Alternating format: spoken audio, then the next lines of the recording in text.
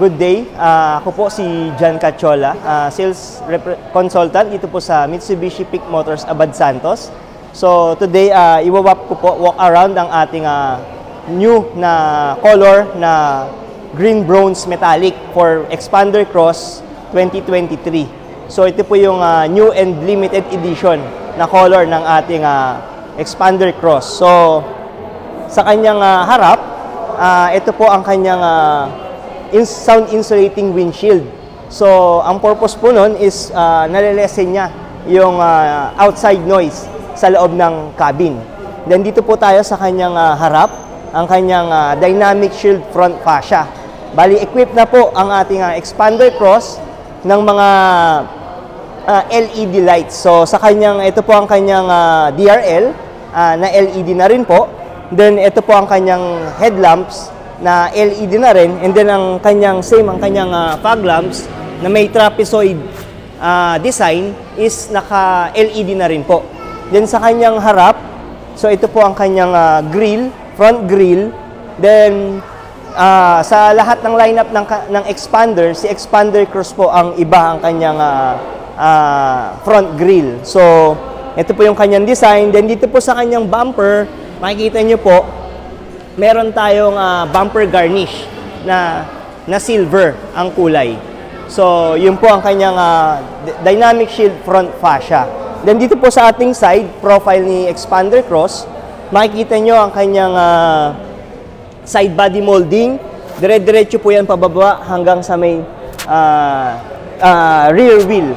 So, Expander Cross lang po ang equip sa Expander lineups ng ganitong klaseng accessories. Then dito po sa ating side mirror, makikita natin na equip po siya ng chrome side mirrors, integrated na po ng turning signal light.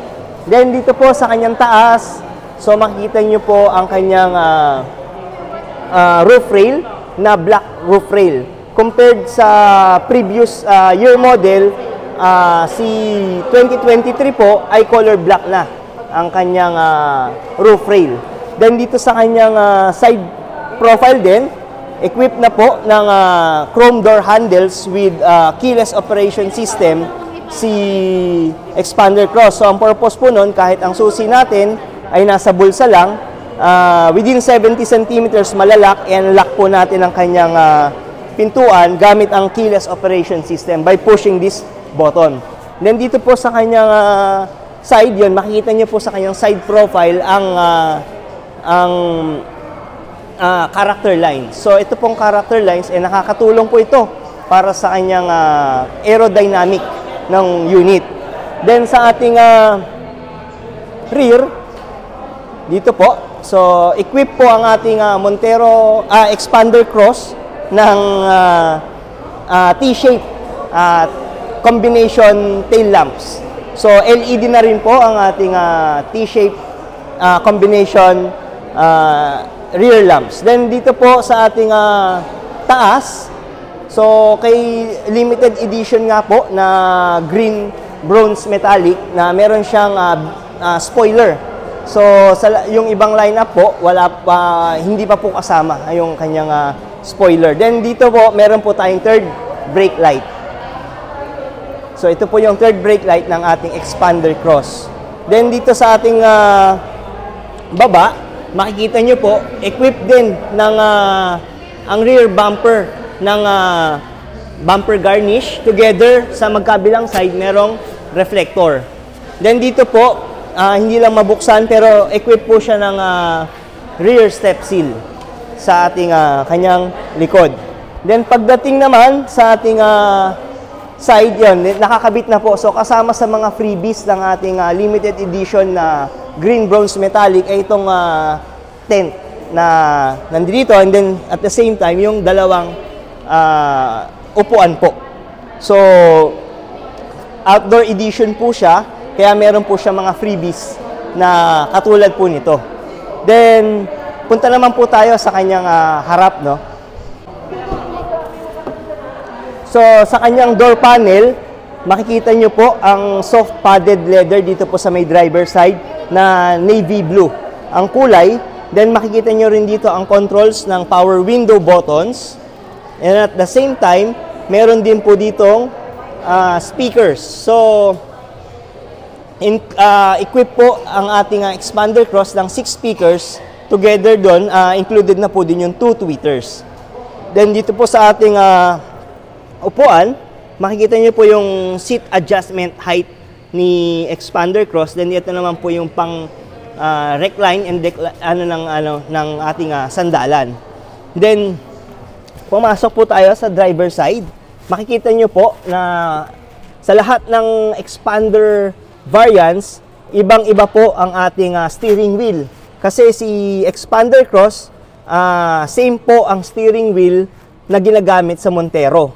So, Montero style po ang ating steering wheel kay expander cross. So, para na tayong nakasakay or nagda-drive ng ating Montero pag expander cross po ang ating sasakyan. Then, together po nun sa ating meter cluster is same din po ng meter cluster na ginagamit sa ating Montero Sport. So, may Montero feels na mararamdaman si driver kapag gamit niya is ang ating expander cross. Then dito po, ito po ang switch for sa ating mga side mirrors, controls for the side mirrors. Then dito naman po, ito po ang off button ng ating traction control. So, pero mas for safety purposes, mas maganda po na naka-on ang ating traction control. Then dito po sa ating steering wheel, yun, makikita nyo nga po na leather wrap ang ating steering wheel. So, 4-stroke po siya ang ating steering wheel. Then dito sa may bandang left side muna, makikita nyo po yung ating buttons for infotainment. So, sa pag-control ng mga sounds, paglipat sa mga radio, ito po yung ating ginagamit. Then dito sa ating right side, makikita nyo sa may part na to, ito po ang ating cruise control. So, ang minimum na speed po para ma-activate ang ating cruise control is 40 kilometers per hour. Then dito po ang ating buttons for hands-free buttons.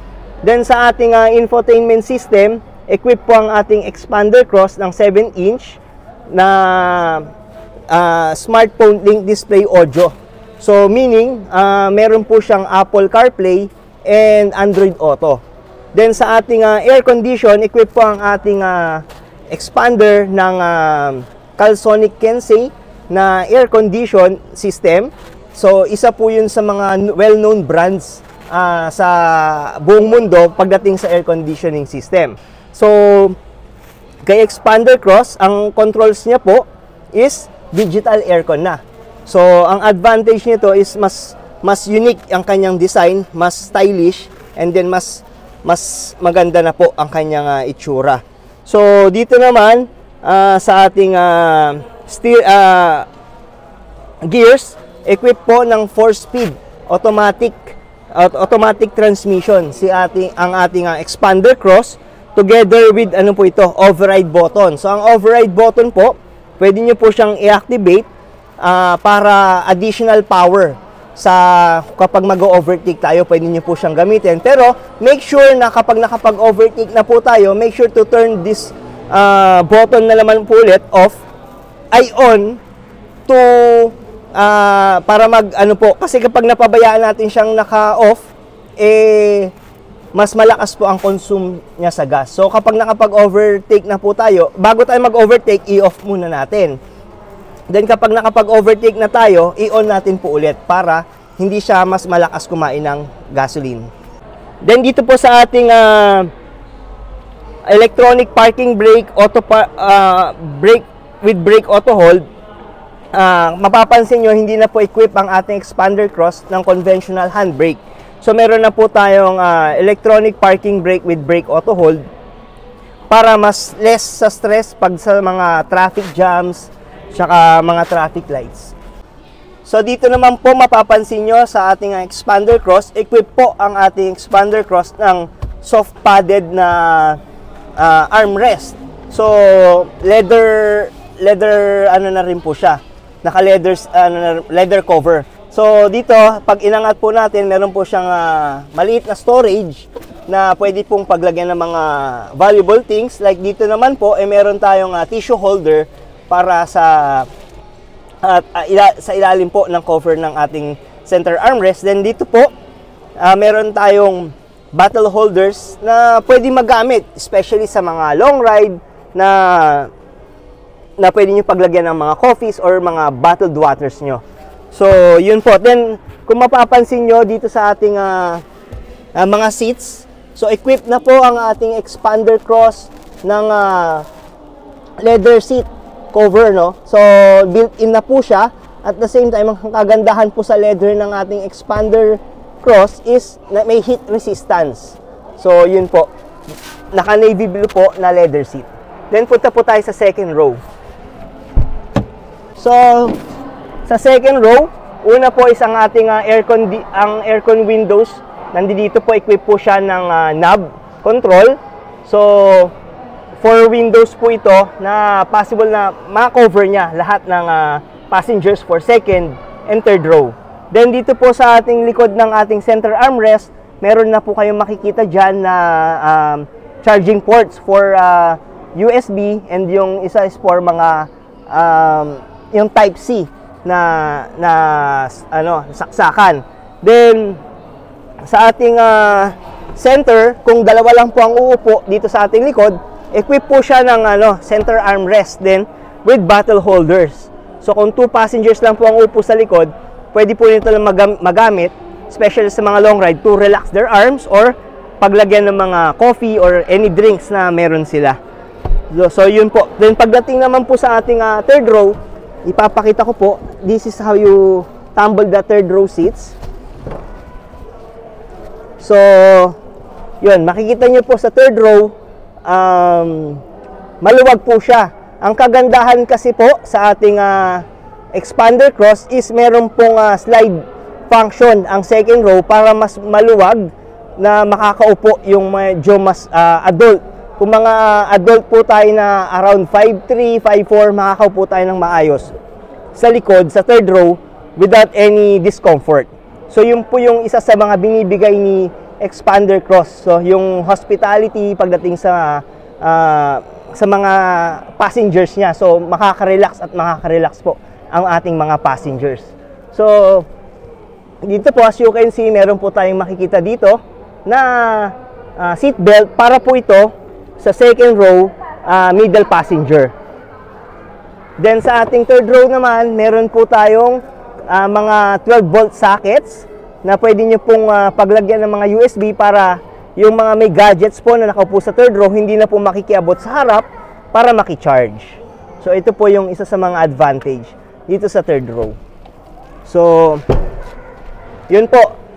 So, yun po yung mga ilan sa mga features po ng ating expander cross. So, once again, this is John Cacciola, Sales Consultant dito po sa Mitsubishi Pick Motors, Abad Santos. Thank you.